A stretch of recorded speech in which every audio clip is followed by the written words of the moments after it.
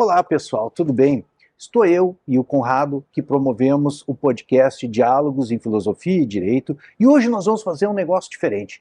Vamos falar a respeito da nossa trajetória que começou, a trajetória de nós dois no direito, né? Ele como juiz, como magistrado e agora desembargador, e eu como advogado, e fomos nos deslocando progressivamente para o estudo da filosofia. Então, fique conectado conosco aqui para ver por que a importância do estudo da filosofia para o direito e o que nos levou a estudar a filosofia para complementar a nossa formação jurídica, não apenas teórica, mas também no exercício profissional. Então, dando a palavra diretamente aqui para o Conrado, como é que começou o teu interesse por filosofia, Conrado?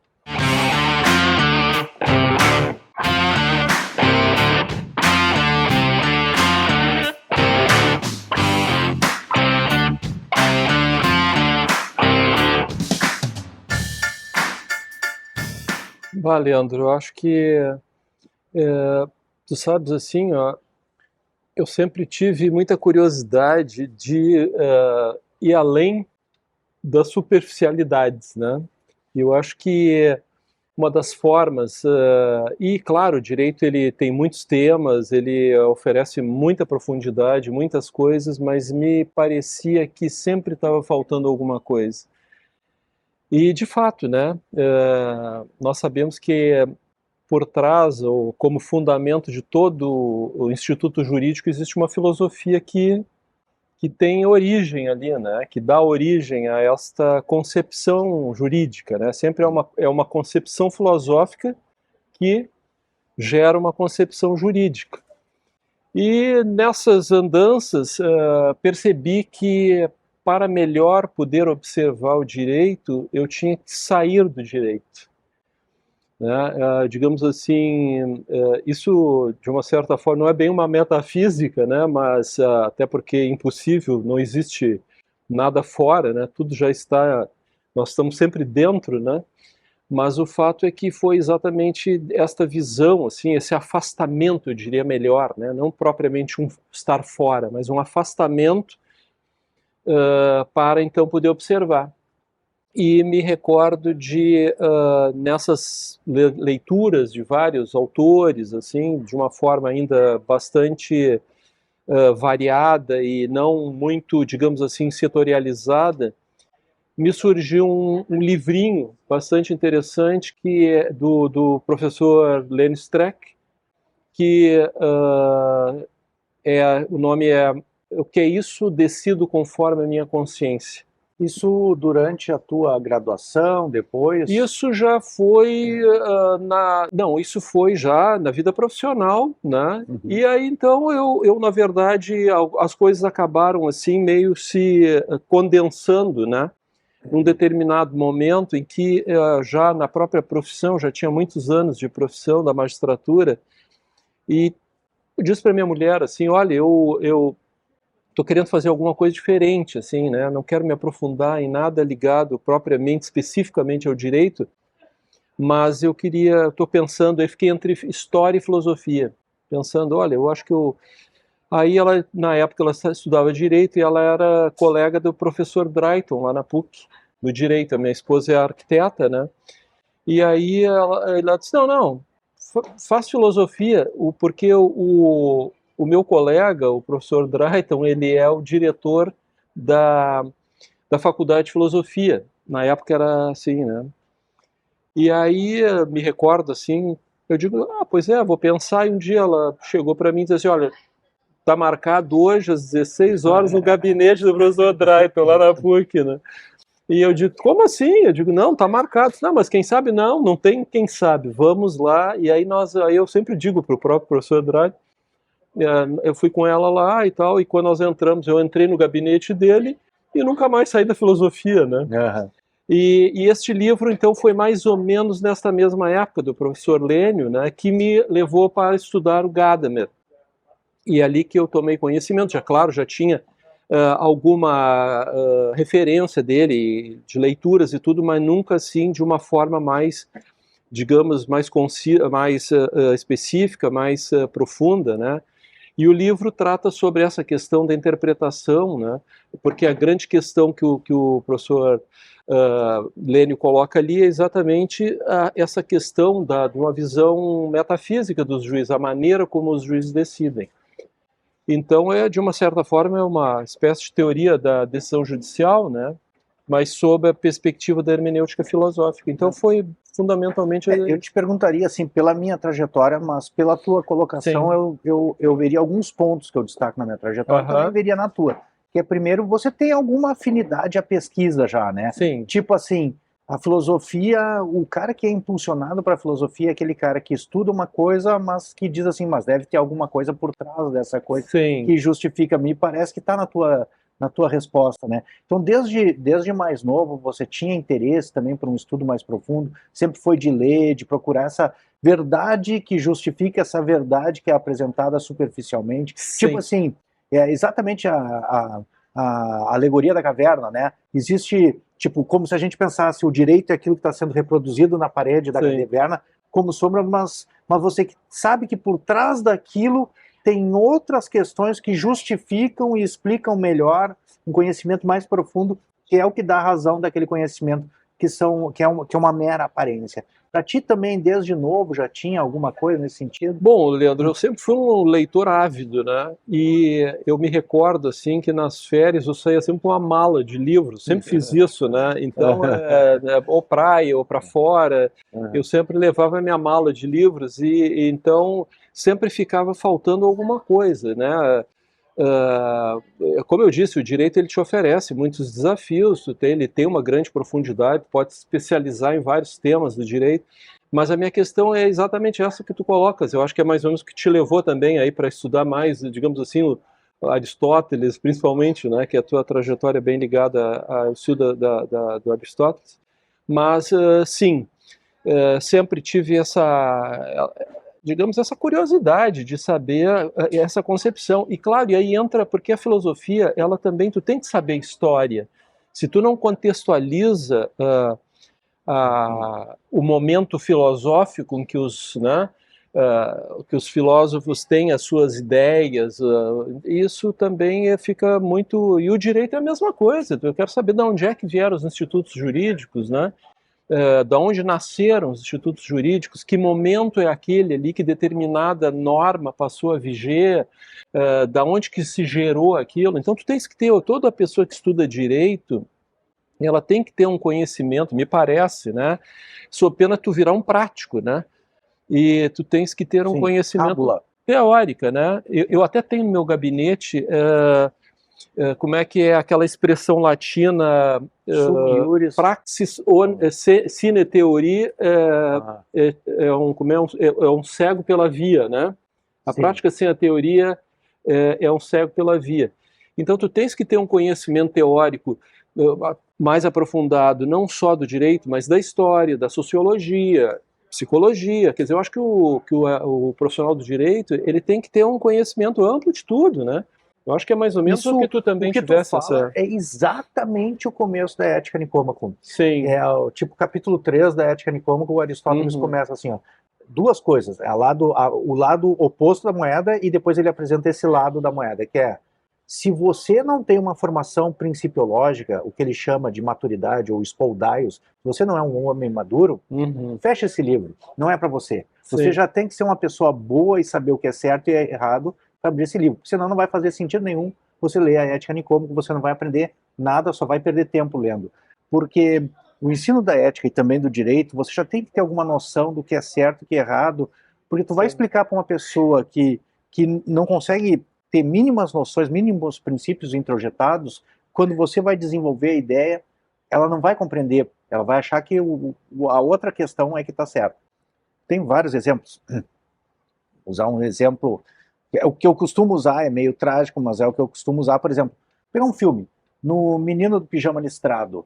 Se um nazista visse aquele menino fugindo do campo de concentração, ele ia acreditar que aquilo era uma injustiça, que aquilo era errado. Ele acharia que aquilo está errado.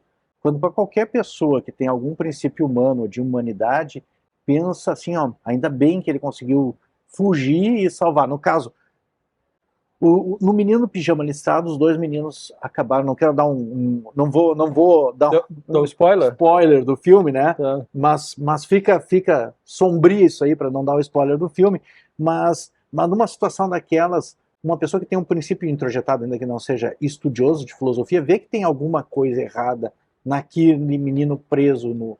E ficaria alegre se ele conseguisse fugir. Agora, uma pessoa que participa dessa ideologia se entristeceria com essa. Então ele vai abrir um livro que nem Ética Nicômaco, não vai entender as coisas que estão ali, porque não faz sentido para ele. Sim. Por outro lado, que aí entra o que tu falou, não basta ter o princípio introjetado.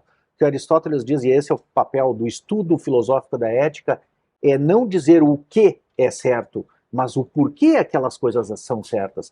Sim. E o trazer o porquê faz com que você entenda o melhor sobre o que você está falando. Sim. E decida melhor nos casos difíceis o que você está decidindo, porque você tem muito mais claramente aqueles princípios de uma maneira racional, sabendo por que eles são corretos, não apenas assim uma intuição da sua correção. Sim. E mais do que isso, ainda no caso do direito, você é capaz de dar razões para defendê-los e entrar no embate desses princípios. Sim. Então, as duas coisas se associam e são importantes. Eu escrevi um texto que está disponível na internet, em homenagem ao professor Tadeu, A Virtude da Justiça, no qual eu exploro isso aí a partir da minha prática profissional, mas também da minha docência, e da prática rural também, sim. Em que eu digo, quem sabe sim. mais, um veterinário sem experiência sim. ou um peão de campo que é acostumado desde sim. criança a tratar os animais? Olha, se tu tiver que resolver o problema do animal que está com o veterinário, ele pode saber toda a teoria, mas muitas vezes ele vai chegar diante daquele problema e não vai saber resolver. Sim. E o peão, muitas vezes, ele chega ali, olha e diz, pô, isso aqui o bicho comeu não sei o que, está engasgado. Vai ali e resolve simplesmente. Ou sabe que, mesmo sendo analfabeto, sim. que aquele remédio que tem a vaquinha laranja, sim. se ele injetar tanto daquele remédio no animal, o animal vai melhorar. O veterinário ainda, como não tem a prática, não faz a associação dos sintomas com a própria teoria, às vezes, né? Com a própria teoria. É. Porém, só para concluir, quem sabe mais aí? Se o veterinário tem a prática e a teoria e o peão, aí nesse caso o veterinário sabe mais porque se o remédio, aquele da vaquinha, não está fazendo efeito e o veterinário tem a prática e a teoria, ele sabe não só o que cura o animal, mas por que cura o animal. E ele é capaz de melhor adaptar o remédio para aquela situação, porque ele conhece o princípio ativo racionalmente sim. que cura o animal. Logo, a pessoa prática sabe, mas a pessoa prática com a teoria sabe de uma maneira reflexiva, sabe não só o que, mas o porquê. Sim. E isso é melhor, né? Claro. É que, na verdade, tu vês, assim como tudo, né, acaba...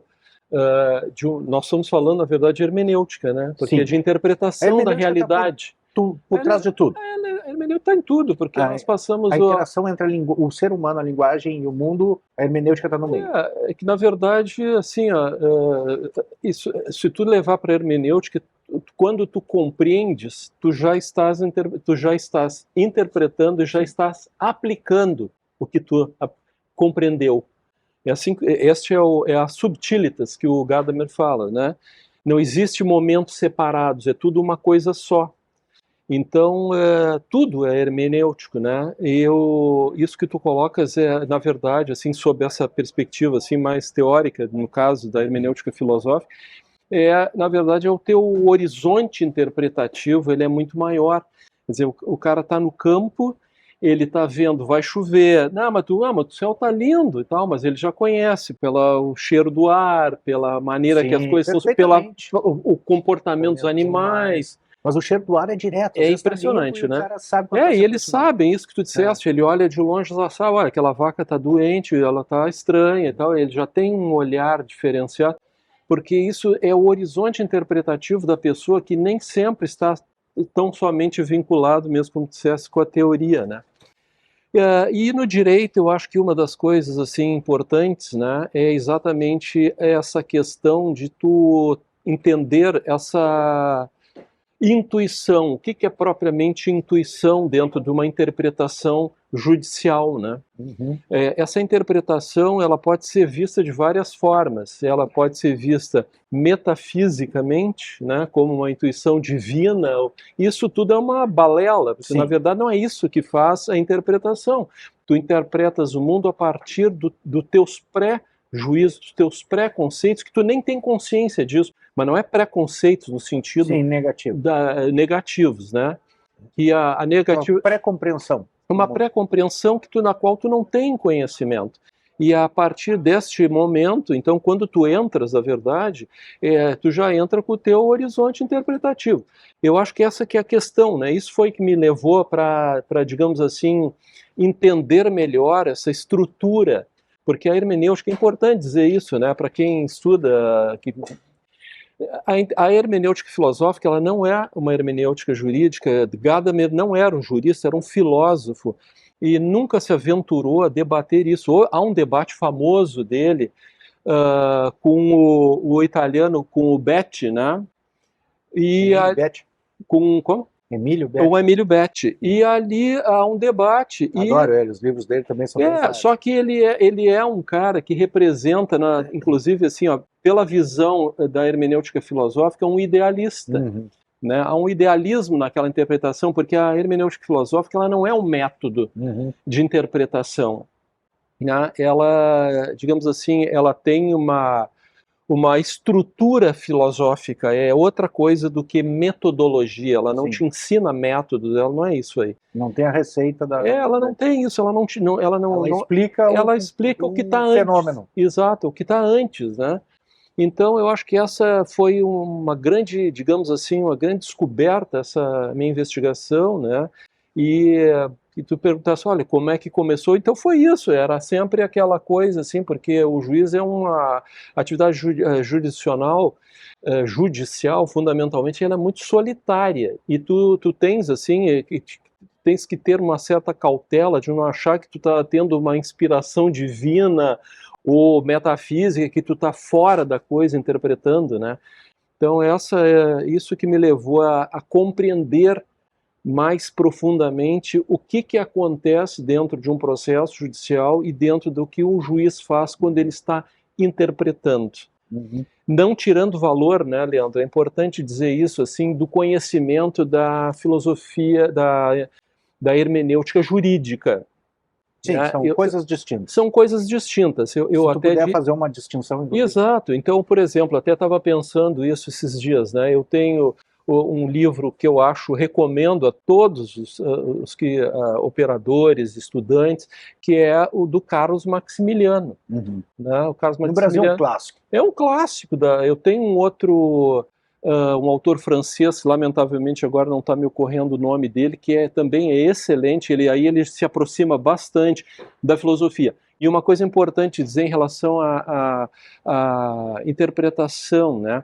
A interpretação, só para fazer uma distinção, ficar claro, a interpretação jurídica, essa sim é uma técnica de interpretação. Sim, metodológica, né? É um método de interpretação. Métodos, isso. São vários métodos, né, Leandro? Isso. E o importante também é dizer o seguinte... Para chegar à verdade da regra. Exato. Que a filosofia...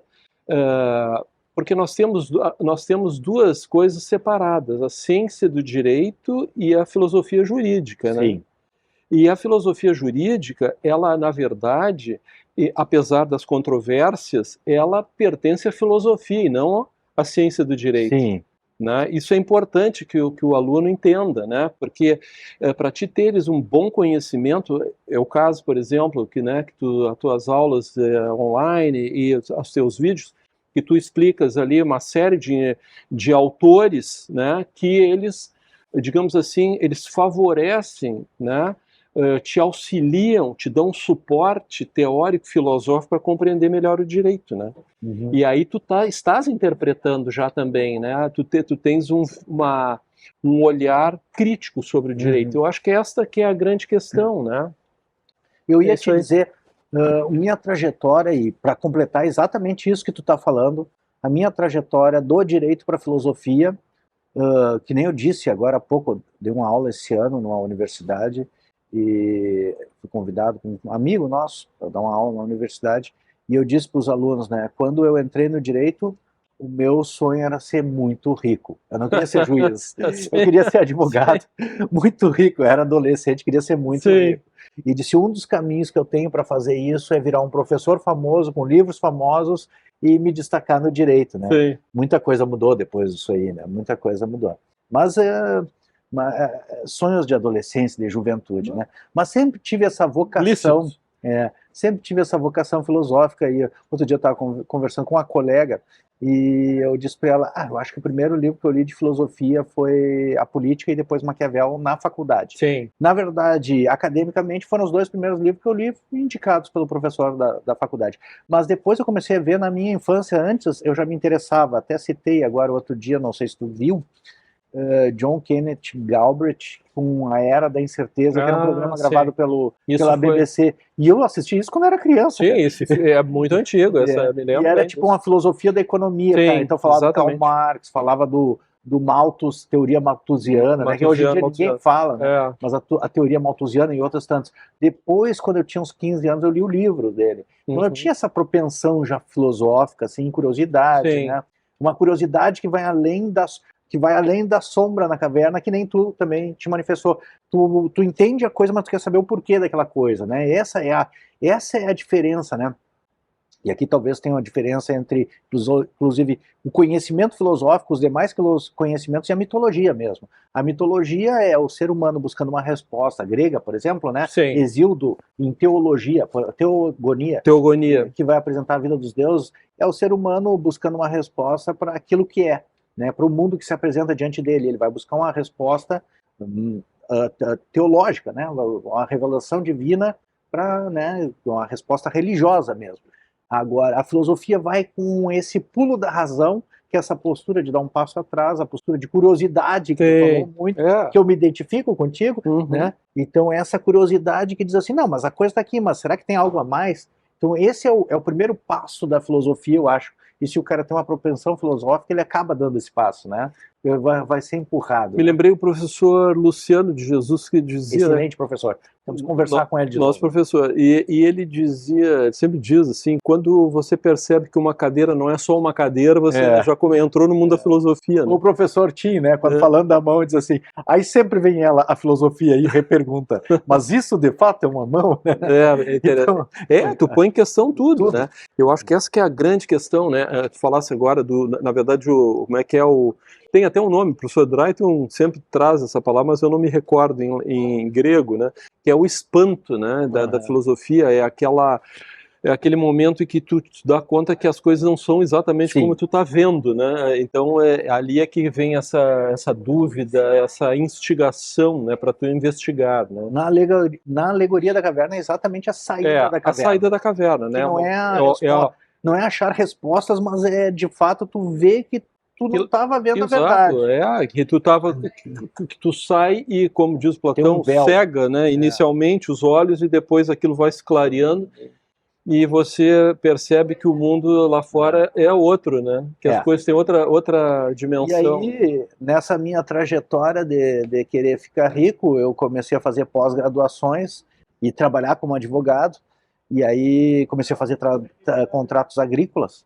E aí chegou uma hora que me defrontei numa situação, e ainda me defronto cotidianamente com isso, fazendo contratos de arrendamento e parceria agrícola, em que a lei, o Estatuto da Terra, ele é muito rígido, é pior que a CLT, é muito rígido, vê que é uma situação de desincorporação, é uma lei da época do regime militar, eles queriam aplacar a revolta no campo, então eles fizeram uma lei muito rígida, tipo, invertendo todo o ônus em favor da pessoa que toma a terra, né? Tudo é a favor dele, então ele é visto como hipossuficiente já e tem todos os benefícios, inclusive fixando uma limitação na formulação das cláusulas de preço. Então o arrendamento ele obrigatoriamente tem que ser em dinheiro e tem um limite de dinheiro que tu pode cobrar, e a parceria obrigatoriamente tem que ser o produto e tem um limite em produto que pode ser cobrado. Só que aí chegou uma realidade no meu escritório que era, eu falava com os arrendatários e eles diziam, eu quero pagar em sacos de arroz, por exemplo. Que é a prática comum aqui no Rio Grande do Sul. Comum. E aí tu vai dizer, não, cara, nós queremos fazer dentro da lei. Queremos fazer saco de soja ou arroz. Na região lá, saco de arroz. Queremos fazer dentro da lei. Não aceitam de jeito nenhum. Porque o que acontece dentro da realidade deles? Eles colhem arroz, não colhem dinheiro. Sim. E quando eles têm que te pagar o arrendamento da colheita, normalmente o preço do arroz está lá embaixo. Sim, então, claro. para ele é muito mais tranquilo pagar em arroz, que ele sabe o quanto vai colher, né? que aí tira esse problema da variação do preço no mercado, Sim. do que... Tem uma referência segura, né? Tanto é que, inclusive, eu não sei como é que está a realidade do mercado imobiliário lá, na região da fronteira, mas nessa época se fazia compra de apartamento ou de automóvel. Sim, tudo em sacos. Em sacos. Eu trabalhei na região da soja. Né? Isso aí. Eu trabalhei Ninguém muitos fala anos. em dinheiro, Não, todo mundo fala em tudo é commodity. soja, saco de soja. Na região que eu trabalhei, que é a região do noroeste do estado, né? Fundamentalmente. O cara vai comprar um apartamento, ele não sabe quanto é que ele vai ter em dinheiro, mas ele sabe que vai plantar tanto, vai plantar e vai colher tal, né? Apesar de todas as intempéries, ele tem uma estimativa melhor. Claro que sim, Então, acaba que beneficia o arrendatário, e eles não fazem o contrato. Se não for assim, aquilo que é proibido pelo Estatuto da Terra. E a outra coisa que começou a aparecer para mim foram situações no meu escritório em que, por exemplo, cooperativas, grandes cooperativas, arrendavam médias ou pequenas propriedades para fazer, sei lá, teve um lado um frigorífico que era para deixar gado lá, e que aí a cooperativa tem um corpo jurídico. Então, normalmente quando é no fio do bigode a coisa funciona. Vamos fazer em saco de arroz, paga. É verdade. Se paga. Aí, só que a cooperativa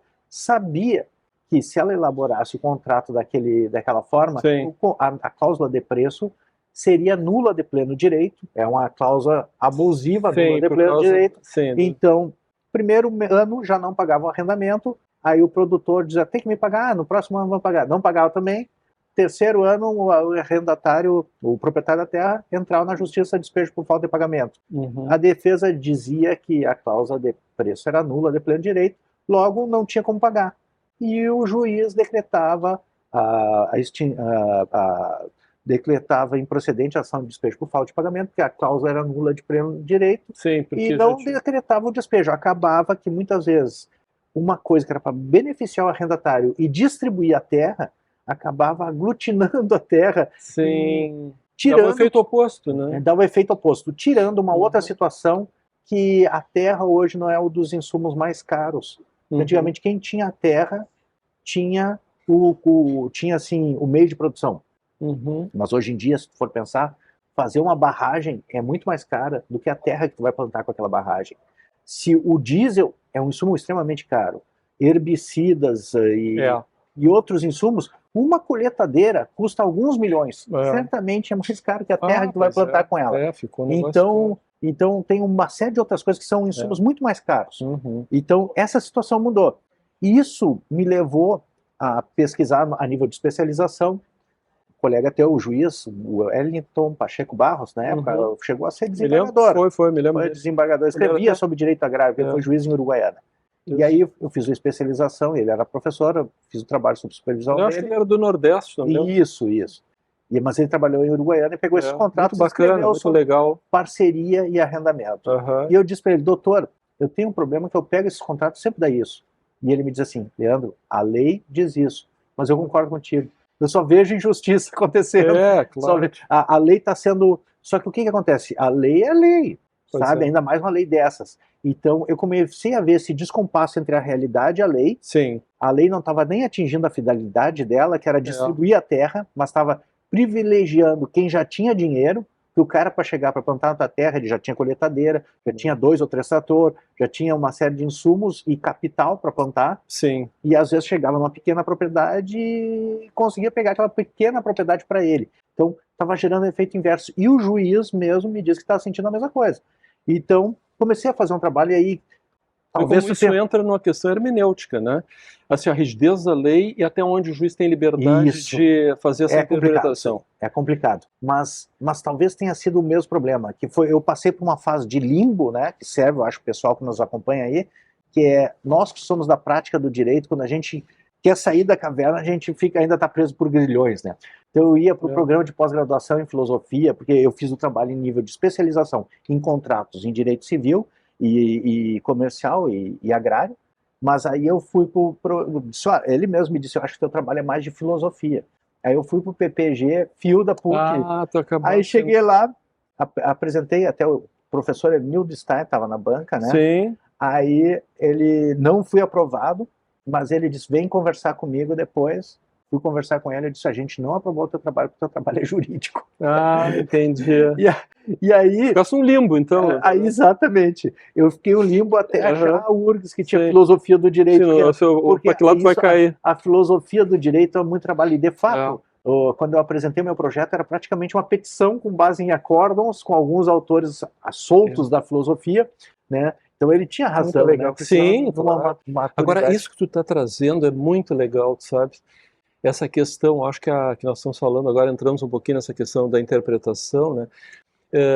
Tu me lembraste, eu me lembro assim que teve um período, né, do governo Collor, te lembra, com o congelamento da poupança? Sim. Acho que nós já até conversamos sobre isso. E aí, poupança, congelou geral. O problema é que os contratos acabaram trancando e as pessoas estavam sem dinheiro. Sim. E faziam um contrato, se aquele não tinham mais como pagar, e aí as coisas começaram a entrar num processo de colapso, né? Colapso econômico. Aí tinham pessoas assim que aí começou a entrar. Foi naquele período que houve uma grande discussão, ainda não tinha, pelo menos o período que eu peguei, havia ainda uma discussão bastante embrionária, eu diria assim, bem incipiente, melhor dito até, da teoria da imprevisão. Sim. Né? E me recordo assim que o indivíduo tinha comprado um imóvel numa das cidades do interior aí que eu fui juiz, né? E ali no final ele já praticamente o comprador estava assim levando a casa de graça. Sim. E aí como é que tu vai resolver isso, né? Naquele período tudo extremamente rígido, as normas financeiras e tudo, né?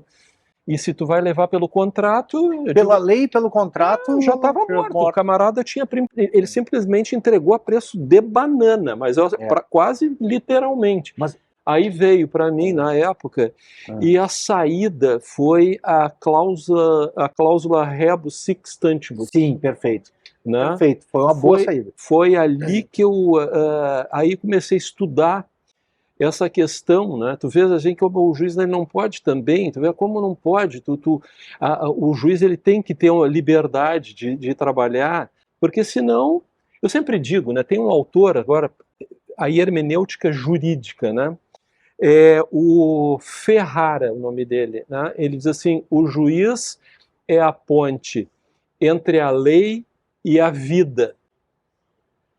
Claro que essa discricionariedade que é extremamente combatida pelo professor Lênin Streck, né?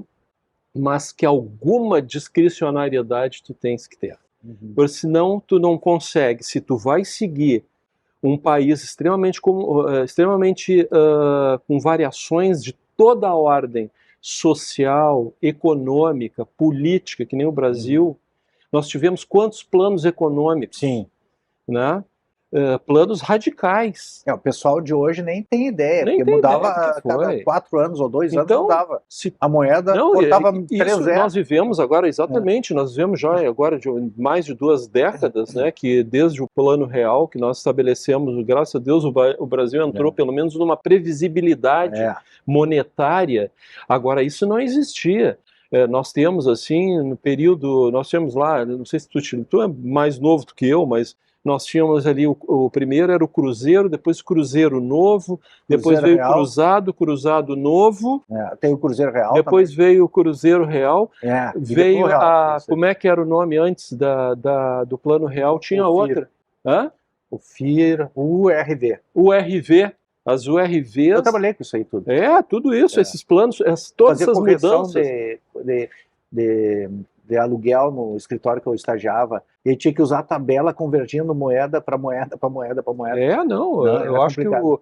Que essa grande mudança que veio também com a Constituição de 88, né, que trouxe uma estabilidade, claro que não existe, não é perfeita, tem seus problemas, mas a Constituição de 88 trouxe muita estabilidade, que nós não tínhamos. Por exemplo, eu me recordo, trabalhei quando eu também advoguei 4 anos antes da magistratura, né?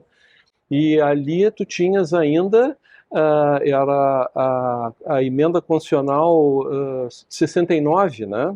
Se não me falha a memória, primeiro 67, depois 69, quer dizer, era uma colcha de retalhos, né? Antes da Constituição de 88, indo de lá para cá, nós tivemos aí mais estabilidade também política, jurídica, melhor dito, né? Mas essa questão da interpretação é fundamental. Né? Eu ia te dizer, eu publiquei agora, saiu esse mês, inclusive, setembro, né? Eu recebi agora em outubro, mas é um dos livros que eu estava te comentando, saiu esse mês, um livro sobre neoconstitucionalismo, ativismo judicial e alguma coisa. Mas o meu artigo é: quem julga por equidade julga a lei. E a minha tese é que quem julga por equidade, que foi o que tu fez, aplicar cláusula rebus sic stantibus, não julga a lei, que é exatamente a tese de Tomás de Aquino. Isso é uma frase de Tomás de Aquino na Suma Teológica, questão 120, da segunda seção da segunda parte, onde ele vai estudar a equidade. Ele vai dizer que nessas situações que são imprevisíveis, tu tem a lei gramatical escrita ali, as palavras, mas tu tem que aplicar, e nem o legislador teria como prever naquela situação específica que ele iria enriquecer o rico e empobrecer o pobre, né? Tipo, fazer o cara entregar a casa dele conquistada com esforço por nada. Ele, nessa situação, ele tem que buscar a verdade da lei, e a verdade da lei não é a verdade gramatical da lei, mas a finalidade daquela lei, a finalidade do legislador, que certamente não é enriquecer o mais rico nem empobrecer o mais pobre. E aí, que nem tu diz aí, usando uma outra expressão dentro da minha tradição, que é a do Aristóteles, o juiz funciona como a justiça animada. Ele vai fazer essa ponte entre... Ele vai ser como se a estátua da justiça tomasse vida e pegasse a medida da justiça e aplicasse apropriadamente, buscando a verdade, não a gramaticalidade da lei, para resolver aquela situação.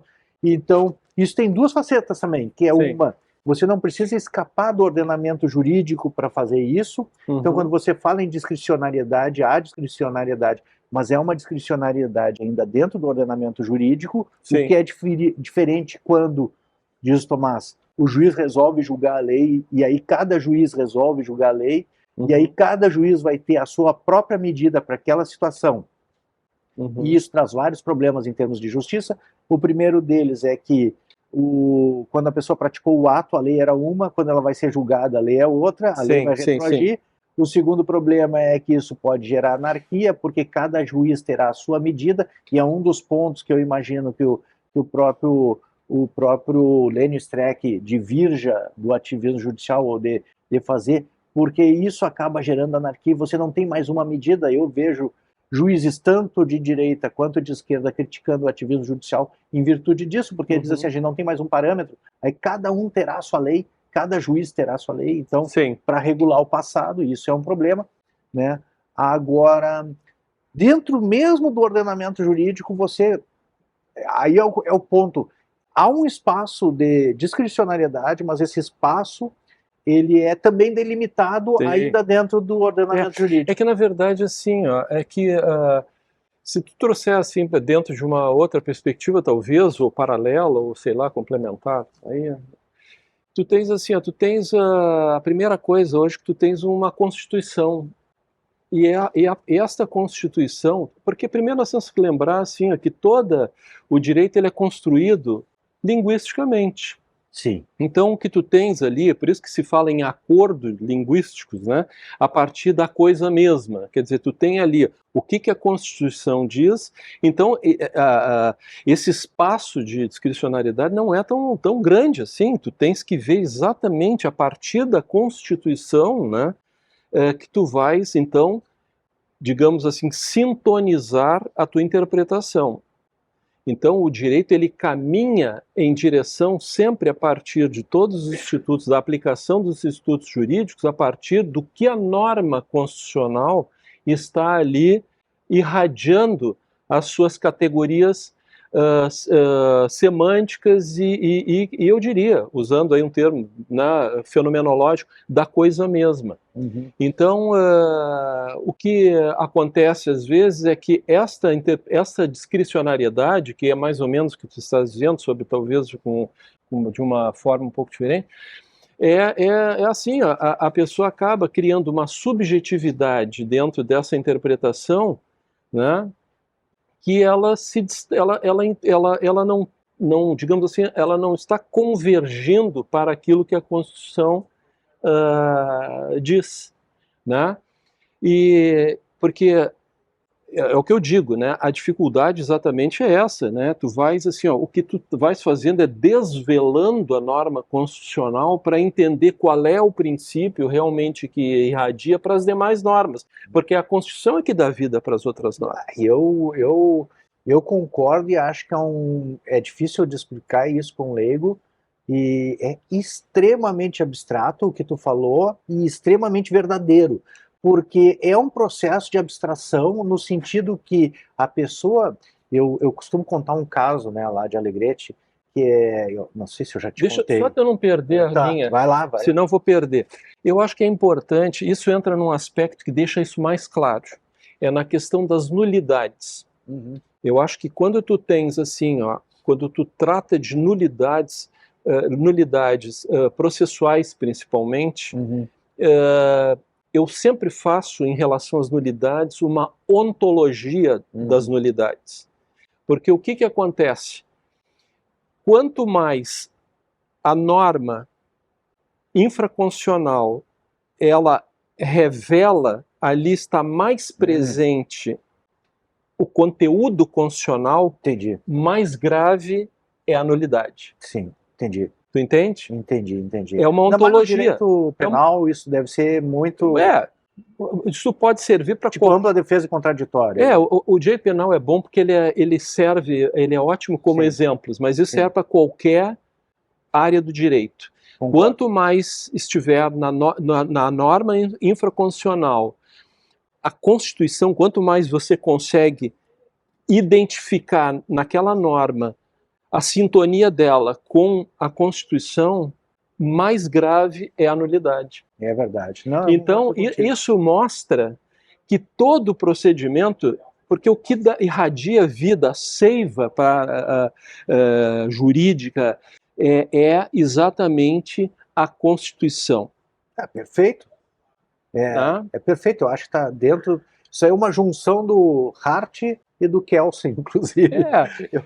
Eu sempre digo assim, a gente quando trabalha com o direito, né, eu sempre digo assim, né? Uma norma retira o valor da outra norma superior, né? A gente sempre tem, eu acho que a gente, aí vai uma coisa assim, interpretativa também, né? A gente tem uma visão holística da coisa, né? Tu identifica os autores, mas tu não te vincula aos autores. Sim. Né? Tu tem, porque um autor ele tem carências, todos eles têm. Né? É como, por exemplo, tu tentar fazer do Gadamer um jurista. Eu acho que isso é um equívoco terrível. Entende? O indivíduo que quer encaixar aquilo não existe. Tu há de convir comigo que eu acho que tu pode construir uma teoria jurídica a partir do Gadamer. Tu pode construir, digamos assim, eu acho que construir, não sei se talvez sim, pode... usando uma outra palavra, tá? Eu acho que tu vais ter um debate, digamos assim. Né? Porque, por exemplo, o que eu falei do início, né, que me atraiu para estudar filosofia profundamente, né, entrar para o pós-graduação, fazer mestrado, fazer doutorado, agora no pós-doc, foi exatamente essa questão, assim, de que tu precisas entender mais profundamente como é que o mecanismo, a estrutura do direito, como é que ela se dá, porque é difícil, eu sempre digo assim, é melhor tu conseguir entender melhor uma casa quando tu não fica só dentro da casa, tu tenta sair um pouco também. Né? Tu não vai pular o muro, mas tu vai ter que circular pelo pátio, tu vai olhar o telhado de fora, tu vai olhar de dentro. Perfeito. Né? Eu acho que a filosofia é isso, né? Ela é crítica. Eu sempre gosto sempre refiro àquela tua expressão, trouxeste para o nosso podcast, né? Que a filosofia é uma instância crítica do direito, mas a crítica no sentido kantiano, né? De análise. Ela é um de julgar o direito. Né? É o que eu digo. Se o direito é a regra e a medida das ações interpessoais dos sujeitos humanos, há de haver alguma coisa que meça o que o direito pode ou não pode ou deve fazer, né? A medida do direito. É a medida do direito, né? Nesse sentido é a crítica. Nesse sentido de crítica. Mas o que eu estava te dizendo, isso que tu está falando da construção da norma, é que uma vez eu estava num debate com um vizinho lá, de Uruguaiana, e ele me disse, mentindo mais que o outro, né? Não preciso te dizer, e aumentando as coisas, né? Era Alegrete Uruguaiana, né? Sim, aquela, Aí tu imagina, aquela né? disputa. Aí eu olhei para ele e disse assim, cara, agora em seguida eu estou fazendo uma especialização em direito tributário. Eu nem sabia que era especialização, mas eu disse, em seguida eu vou ter que comprar todas essas áreas de terra aqui na volta e eu vou comprar tudo ali na volta da casa também. E ele me disse, não, aquela ali tu não compra, apontou para um vizinho dele. Eu disse, mas por que eu não compro? Aquela ali não tem jeito de comprar. Eu disse, tchê, mas eu me formei em Porto Alegre, estou fazendo especializações, como é que eu não vou ganhar dinheiro e comprar essas áreas aí? Ele disse, não, mas ele é advogado. Eu disse, não, mas ele é advogado formado aqui na região, eu sou lá da capital. Sim. E aí me diz ele assim, não, mas aquele ali tu não compra porque ele foi fazer uma audiência e quando o juiz saiu para a sala dele, deixou o código em cima, deixou a lei. E ele pegou a lei e botou na pasta dele. E agora ele é o dono da lei. Essa é melhor. Ótimo, é o dono da lei. Então, Muito ele é o bom. dono da lei. Então, qualquer processo que ele entrar, ele sempre ganha porque ele é o dono Porque é da o dono lei. da lei, né? Então, você pensa isso... Levou a lei para casa. Levou a lei para casa. Então, eu digo, por isso que eu estava te dizendo, a lei é uma abstração e é difícil de explicar isso, porque uma pessoa leiga, no caso analfabeta, é uma pessoa extremamente inteligente, mas ela não consegue entender como é que você abre um livro e retira fórmulas para resolver as situações das pessoas ali, é difícil. porque para ele o mundo é muito concreto, não é muito abstrato. Exato. E aí ele pega, na época ainda, os livros, o Código Civil, o Código Penal era edição Saraiva, capa de marrom couro, Sim, com escrito dourado. Um negócio importante. Né? O cara abria aquele negócio e dizia, olha, segundo isso aqui, ó, isso aqui é teu, ou isso aqui... Então era como se houvesse fórmulas mágicas sendo extraídas daquele livro. Sim. Era um livro de encantamentos para ele, né? Então, de fórmulas assim no sentido mágico mesmo.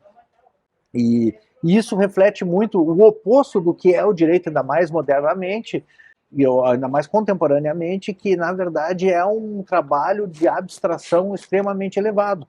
Porque Sim. você construir, e passa pela hermenêutica filosófica, passa pela hermenêutica jurídica, e a hermenêutica filosófica, como a gente já discutiu aqui, também passa pela interpretação dos fatos, porque que nem a gente discutiu com o Drayton, Sim. casa, às vezes é casa, às vezes é a nossa casa, o nosso lar, Sim. e isso tem toda essa tua pré-compreensão que vai envolver aqueles conceitos. Então, é um trabalho extremamente complexo de abstração para você reconstruir uma norma que é dada em geral, em abstrato, para aquela situação concreta e que leva a movimentos de ir e vir dos fatos à norma, da norma aos fatos. Por exemplo, eu tive uma situação em que o cara chegou para fazer uma dissolução societária, que ele era sócio de uma empresa em 10%, só que a empresa está falida, é uma empresa multinacional, mas a empresa está falida. Eu disse, no teu caso, que foi funcionário durante muitos anos e passou a ser sócio, eu acho que mais do que sócio, você continua com vínculo empregatício com ele. Então, em vez de você entrar com uma dissolução societária e retirar 10% de nada, porque é uma massa falida, isso aqui está caminhando para falência, talvez se você entrar com a reclamatória trabalhista, você tem chance de entrar como um credor prioritário. Sim. Então, sobre os mesmos fatos, tu vai fazer uma outra leitura jurídica e reconstruir os fatos, reconstruir a história que vai ser contada a partir daqueles fatos e reconstruir à luz da CLT, não mais do Código Comercial ou das leis da sociedade anônima ou lei da limitada. Sim. Uma outra leitura. Então, existe um movimento de ir e vir entre fatos, lei e fatos, Sim. que vai reconstruir a norma naquela situação específica para resolver aquela situação. Não, é muito bem, exato, essa que é a questão, né? Por isso que às vezes a questão, por exemplo, assim, da hermenêutica filosófica, né, que a gente está comentando, tu tens ali, fundamentalmente, o Gadamer coloca muito fortemente que é exatamente a verdade se dá no diálogo, mas quem é operador do direito, o direito ele tem a norma. Então, de uma certa forma, isso é um complicador, tu entende? Então, aí é que tu não consegue encaixar, que às vezes fica forçado em alguns trabalhos que eu já vi, de tu tentares ali extrair da hermenêutica filosófica uma hermenêutica jurídica. Então, isso é bastante complicado, né? Mas esta questão, ela é muito interessante. Uma outra coisa que eu ia te colocar, assim,